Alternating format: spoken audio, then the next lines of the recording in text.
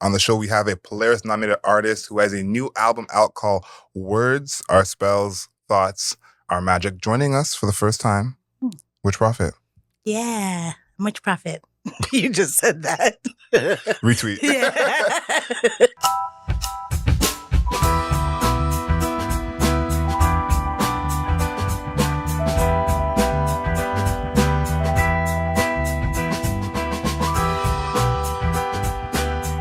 Here in The Cut, we challenge our guests to finish a tub of ice cream before the end of the conversation.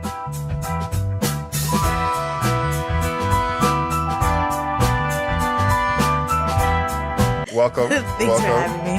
So, I see you have the ice cream in front of you, and before we get to the flavor, you've done something we've never seen on the show before. You're making history. Okay, I want to give you your credit. Yeah. Every month is Black History Month, okay? Yeah. Afro-April.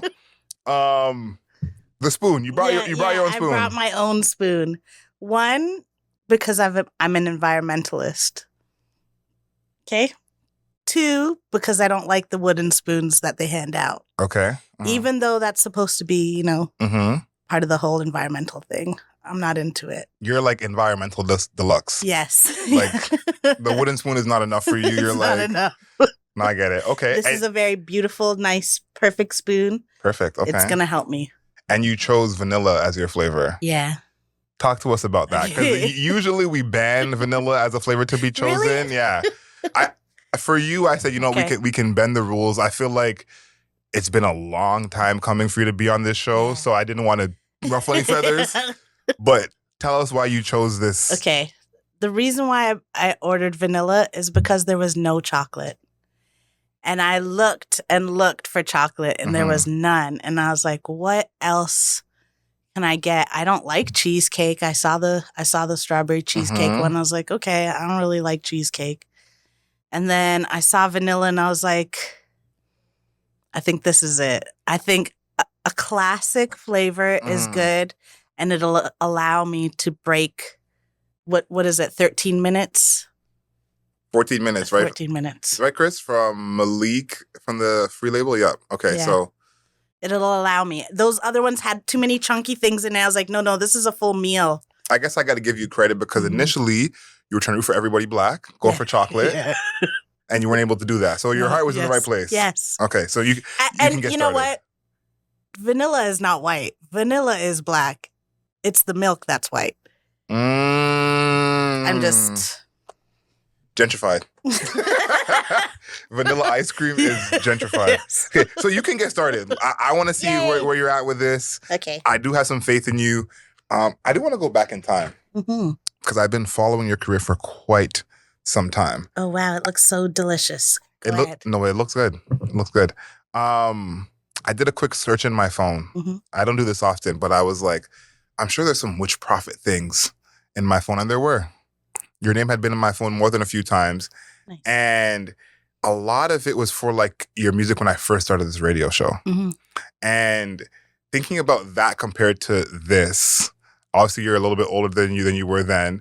Do you feel different with this album, like putting it out? Like, is there a different feeling? Because I feel like you're settled into your career in a different way than I haven't felt in a long time. So tell me, am I reading that right? Is there a different feeling with putting this project out? I think with my first album, are you talking about DNA Activation? Yeah, okay. So with that one, it was more of a project where I released it in hopes that people would even like it. I had a lot of thought of like, I want to share this and I really want people to care about it.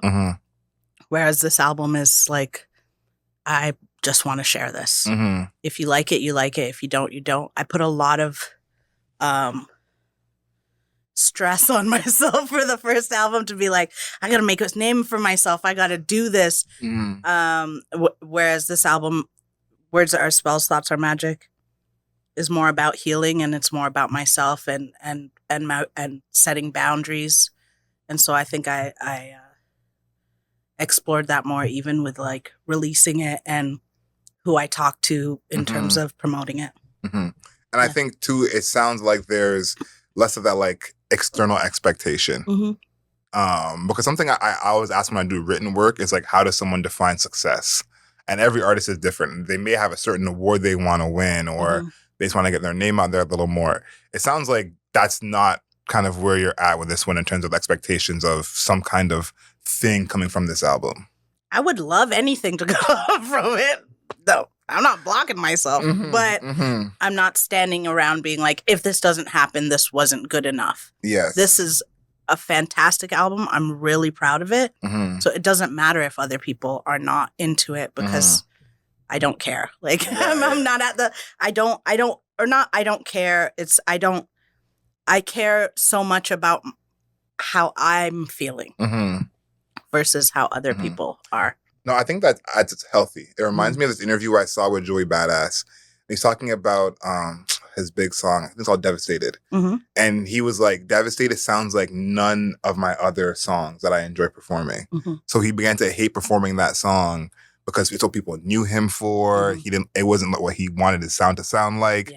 And he was like, it took the joy out of being poppin'. You know? And I always think about that because I guess from the outside, if you're not an artist, you're like, popping by any means, whatever it takes. But it made me think of, there is like kind of more of a joy when you're like, no, I did this my way. It's the album I wanted to put out.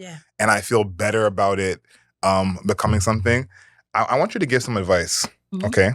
And not to anyone watching or listening, to your younger self. I saw an interview you said that your hope was just to be a musician full-time in 2009. You're like, that's all I wanted to do. What advice would you give to the younger you who kind of had those thoughts now that you're kind of removed from that? Take a business course. Tell me about that. Learn some financial stuff. Take a tax course. Okay. It's great to be a full-time musician. But I think what I wasn't expecting was the full-time admin. Yes. And that's the part where a lot of people forget about. It's like, that part. You can be a full-time musician if you have a huge team. It's very easy to be a full-time musician. But as somebody who is self-managed, I run the label with my wife. It's just the two of us. She doesn't do admin. It's all on me. I am learning as I'm going. And I think if in 2009 I had taken 2 years to really learn music business or like as a course versus just failing and learning as I go along, maybe I would have been way further along in my career than I am now. But everything happens for a reason. Of so course. I'm not upset at that. It's just that if I were to go back in time, I'd be like, stop what you're doing. Stop what you're doing. Get online. Get on this page that's called YouTube. Start documenting everything. So you talk about documenting things, and then you talk about the business side of it. Is there a moment that comes to mind of like, if I had more knowledge, this wouldn't have happened, or this would have happened? Like something that in particular where you're like, if I wish I went back and did this differently? If I had more knowledge on grant writing, I think I would have gotten the grant for DNA activation 2 years before I did, because I had that idea about 3 years prior. I did try to apply for a grant, but I didn't do a good job. And I only learned about how to write on what they're expecting and the vocabulary to use after I sat on granting committees. You don't know until you read somebody else's grant and you're like, that shit, that's amazing. I'm never going to make this mistake. Like, you don't know unless you're actually actively doing that. So, yeah, I think that would probably be my number one thing of like actually learning the funding system, because as a Canadian artist, we are so incredibly lucky with the amount of money that is here. I have a lot of American friends who I personally would be like, I should not be in music compared to you. You should be getting the funds, struggling, and really, they should be where I'm like, how do we get you a grant? Do I produce it? And you're like, just needs to be 50-50 when you're like thinking about other artists of like, how do you help? Or like, but they're Americans. So yeah. I think what you mentioned about how we're so lucky here in Canada, I've been trying to preach that to other artists that I've been speaking to recently, because the sentiment of, yeah, to get popping, I gotta go down south. Mm-hmm. And I said, you be careful. Mm-hmm. Because either you might be signed to a label that hopefully will help you, Yeah. or you're gonna ask a local drug dealer. Yeah. But there's no factor Ontario creates in the state. So I think like that's a big part of how people view the Canadian music industry. Yeah. Is like it's so small, I gotta go elsewhere. It's like, yeah, but if you go elsewhere, you're really on your own. Yeah, yeah. And it's small in terms of like the industry and who's who, but it's not small in terms of the amount of money that's available. It's that part. like there's a lot of money, and there's a lot of money that sits on the table because people don't know how to apply for it. Mm-hmm.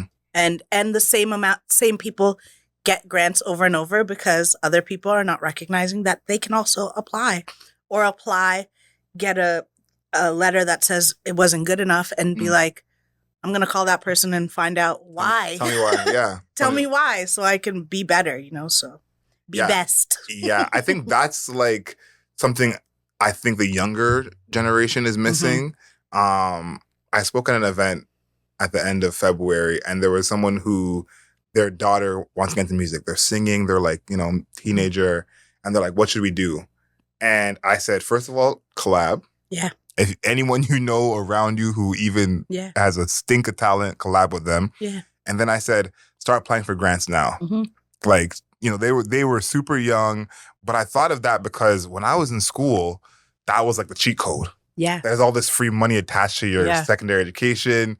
You can go and apply for it. So I think like so many people are starting music younger now where it's like you could be 19 and get a crazy grant from school that really can take your career to a whole nother level. So listen, we're giving gems right now. You're saving lives. I really appreciate it. Yeah. There's a couple things about this album that I thought were so interesting. Obviously, the name of the album I think is one you've been taking like I don't say 3 to 4 years to do each project. This one is basically no different. At what point in the process did you have the name? Was the name something that came first, or was it like I started doing things and the name made more sense? The name always comes first. For sure. Okay. I think I came up with this name in 2021, maybe. Mm-hmm. While I was, even before Gateway Experience, I was saying words are spells, thoughts are magic. Okay. I had a friend of mine do a short film, or it's not a short film, it's a feature film about me and my rise to fame, like my life. Take the quotes out. Okay, get out of here. My rise. No, you messed up twice. You messed up twice. I'm gonna call you out. First you said short film. Yes, I said watch your mouth. It's not. And then rise to fame in quotes. I know. We don't do that here on this cool table, lady. Okay. Come on, come correct. Okay. Okay. Feature film. It's a feature film about your rise to prominence. Yes. There you go. And now what was I saying about that? The title, you said you had the title in 2021. Yes. So in that movie, while we're filming the movie, I do say words are spells, thoughts are magic. And they're like, sometimes I like to pretend I'm Taylor Swift in terms of like putting secret Easter eggs and things. Nobody knows I'm doing it. And there's definitely not like a super fan who's like, she said this here and then she wore a jacket to Polaris that said it. Like, I'm just doing it for myself. But in your head, you're like, in my head, I have all these. They're eating this up. Yeah. My wife's always like, who knows this? Like, it's me. I know this, but yeah, everything comes way earlier than when I start to do it. And then I build it out from there. So talk about that sentence and what that sentence means to you, because obviously it's pretty self-explanatory and just like understanding the English language, but it feels like there's more there to you personally. Like, what does that sentence mean to you? In terms of like building things out from a title first? Well, you had it before you had any music. So clearly the sentence itself hit you in some way. Yeah, I think with all my albums, there's a theme that I want to follow, and so it's usually whatever I find myself repeating like a mantra. So words are spells, thoughts are magic. I was repeating that as a way to remind myself to stay positive in a moment of dealing with chronic health issues and trying to figure out what was going on with me, and really realizing that like if I talk badly or if I put things in quotations, it's wrong, because those things are real, and words have energy, and it affects real life, and it affects matter, and it affects my body and my mind and mentality and spirituality. And so with my albums, usually it's whatever is I'm repeating the most. So that was one of the things I was repeating the most, that I was like, okay, I definitely want to focus on this. But I put it in the back burner to be like, in 3 years, because you got to finish this album first, which was at the time Gateway Experience. One thing at a time. Yeah. One thing at a time.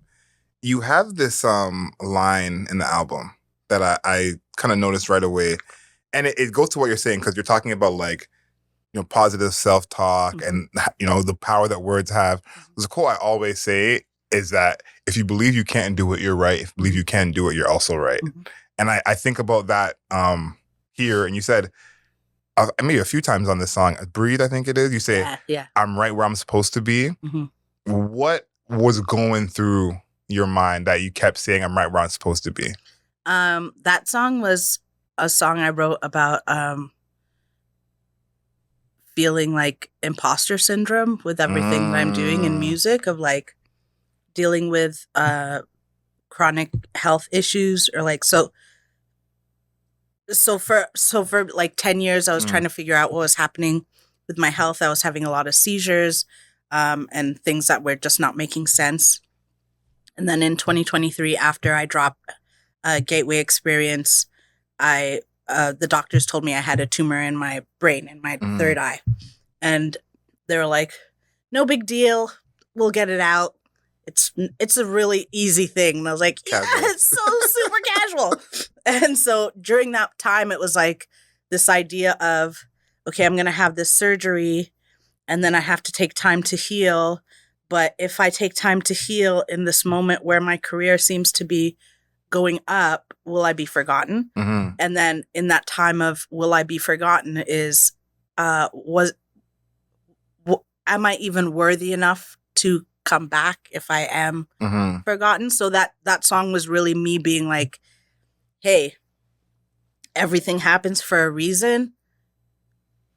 There is like, what is for me is always going to be for me. So you are right where you're supposed to be. There's no fear, or at least remove the fear of what ifs and will they like this? Will they not like this? Will they still appreciate my music? Me removing the tumor, is that somehow connected to my talent? Like, all these ideas of like, will I become somebody else in this healing moment that I wasn't before? And will people appreciate that? So that's what that song was about. I've seen you talk about that, of like when you were going through that time, knowing you had to step away for a little bit and kind of being like, how will it be when I come back? Will it be the same? Will people care? I feel like that's a scary place to be as an artist, in terms of feeling like there's like a precarity to your career and the attention that you get. Where are you with that now? Because I think like that you were going through real life stuff, so to worry about that is a whole separate thing. But I feel like that's something that an artist can deal with almost at any point in their career. So where are you at with that now? I feel like I'm still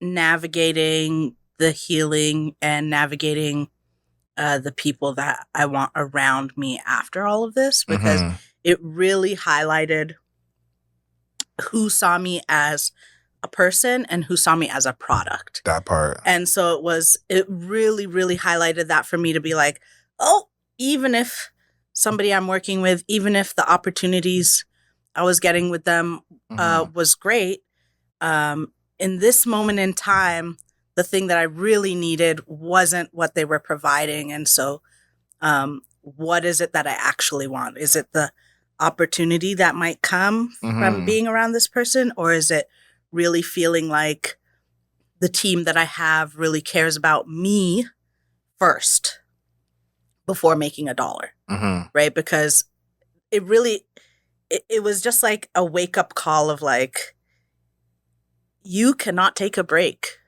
unfortunately. Because there are people who are like, you took a break?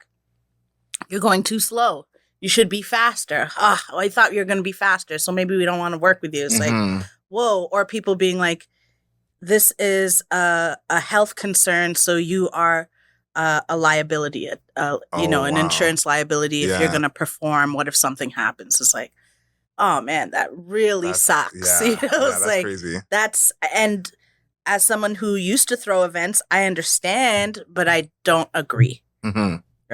So yeah, I don't know if that answered the question. No, you did. And I feel like that balance is tough, because I've been thinking about it a lot, of like the balance of like the real life thing, what it is you enjoy.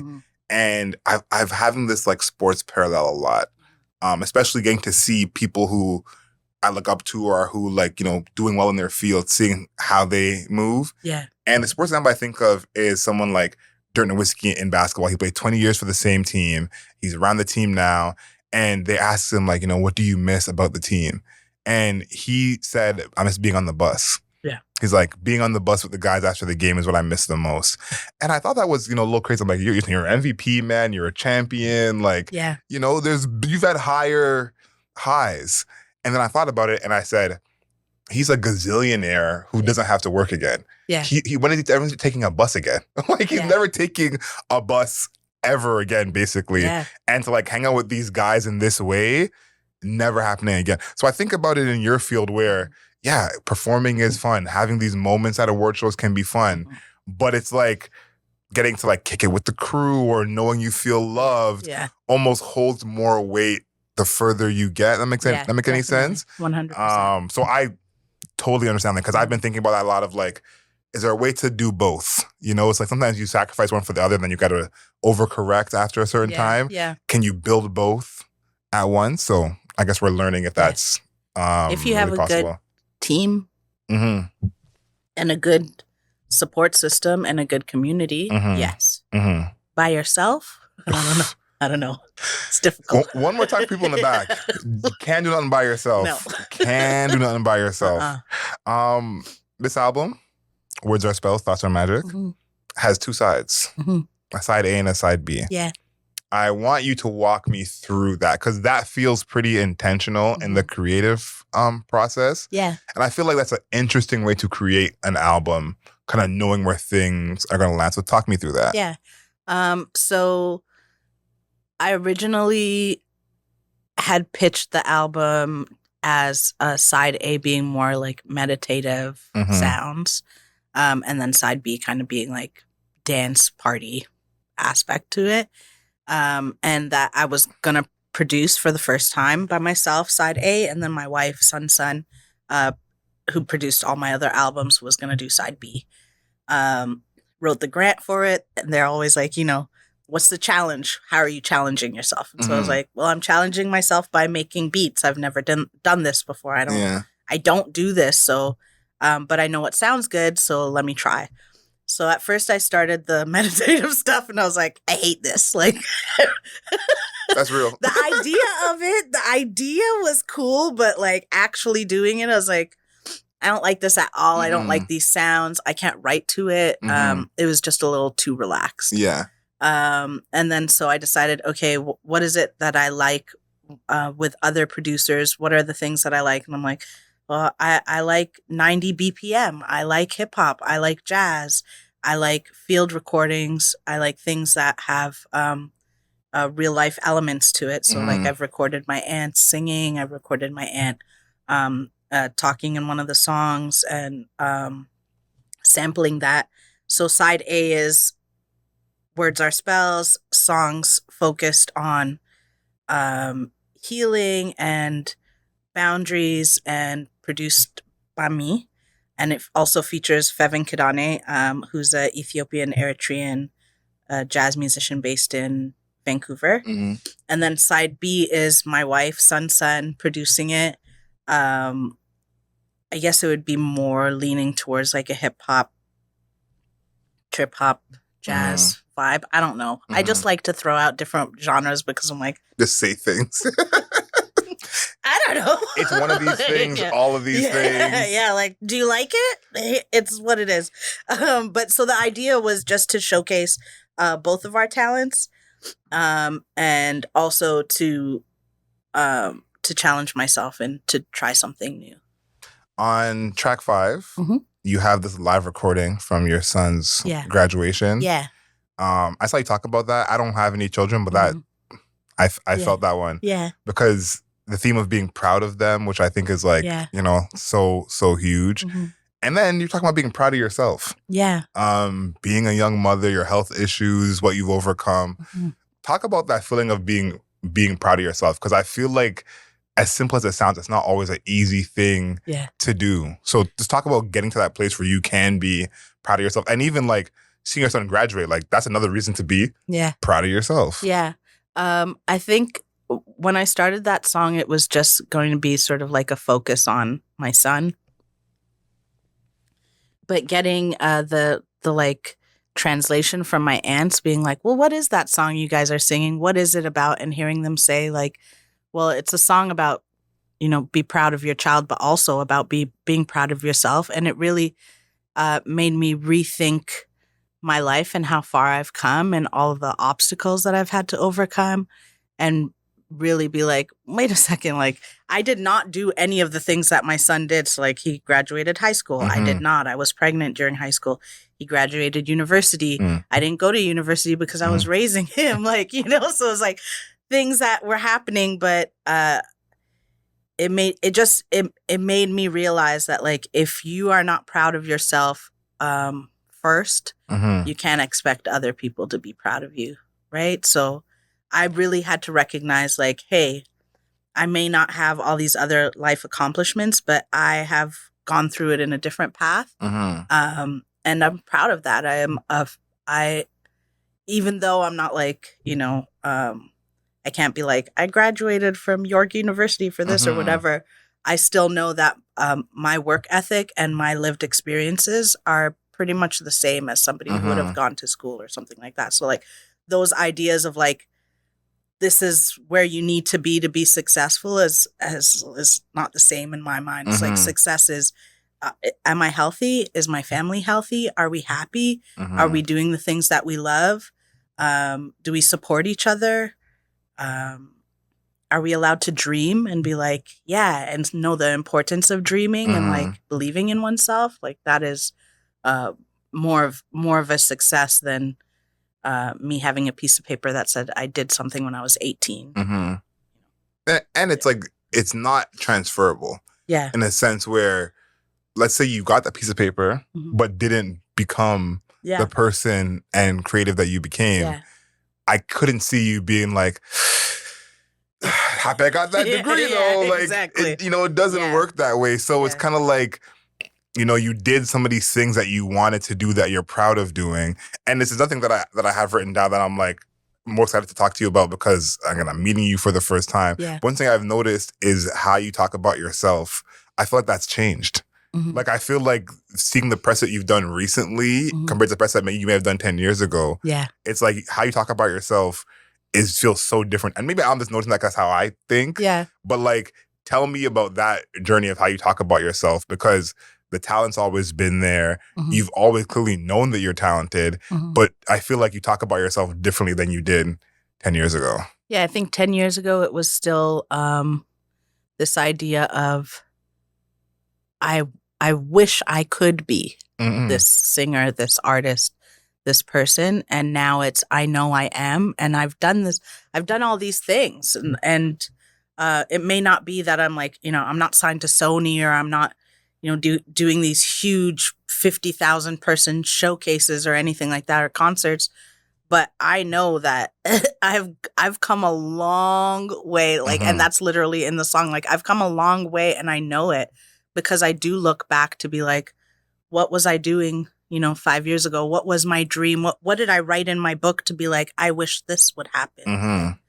Okay, it's happening now. So I have to speak on it as it's happening versus as a wish. It's like, no, all my wishes have come true. So I need to be present and be like, I am a successful singer. I a songwriter. I am a producer. I produced this album. I am a touring artist. I am a successful mother who was a teen mom, like who, I did do all these things and I speak about it because I need to remind myself that those things happen, because if you don't, then you kind of forget, and then you look back, or you don't look back, and you're just like, am I going anywhere? It's like, hey, you just walked 10 steps.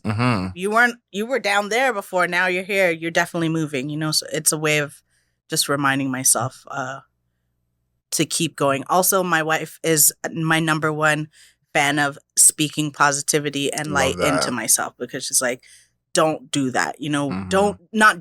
Don't do the thing that I'm very used to, which is going into doubt and going into self-doubt and negative talks. Like, hey, catch yourself when that happens. Be here now, be present, speak life into yourself, speak life into the things that you're doing. So, yeah. And it's also like an exercise of comparing yourself to yourself. Yes. I learned that firsthand. Yeah. I went back to Jamaica with my mom a few years ago, and I saw where she grew up. And I had been to Jamaica, I don't know, 15, 18 times, but always like in the country, never on a resort. Yeah. This time I got to see like the actual house she grew up in, not bigger than the studio. Yeah.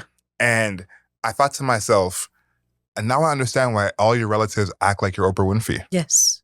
So yeah. It's like, to think about it, I go, oh, you like came up.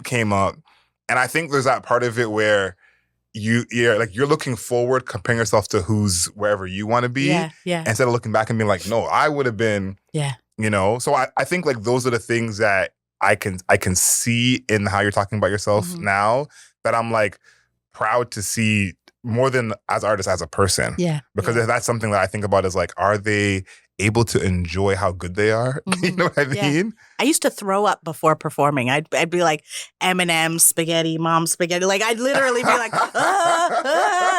shaking, my legs shaking, being like, oh God, getting up on stage. I still I have my sunglasses in my pocket. I still wear sunglasses to be like, let me just, so you can't Shine see blockers. me, It's like, whoa, it's a little intense, but I'm not throwing up before a performance. I'm not so incredibly terrified before and afterwards. It's like a way different.